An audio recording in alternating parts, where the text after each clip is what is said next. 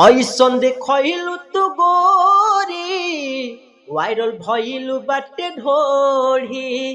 ऐसन देखलू का गोरी वायरल भइलू बाटे ढोढ़ी। लइका जवान बुढ़ावा के धइले बाटे कमजोरी। ऐसन देखलू का गोरी वायरल भइलू बाटे ढोढ़ी। ऐसन देखलू का गोरी वायरल भइलू बाटे ढोढ़ी। तोहरे वीडियो के करता सब इंतजार हो। मार्केट में बस तू ही बारू सबके बनबा बाजार हो।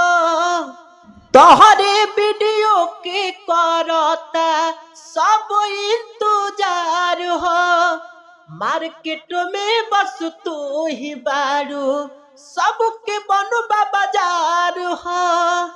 इंस्टा पर खाली तोहरे बाटे फाइन चारो गोरी हो।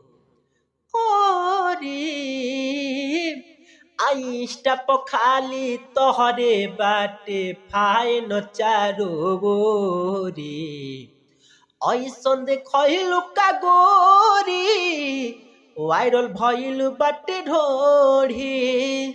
ऐसन देखलू का गोरी वायरल भइलू बाटे ढोढ़ी। राजू सुरीला राहुल से सिखलू का तरीका।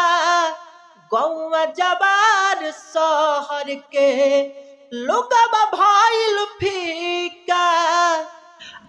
राजू सुरीला राहुल से सिखलू का तरीका।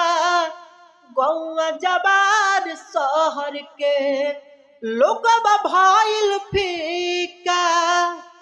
तोहरो चिझावा उहे बा जइसन बाटे कटोरी।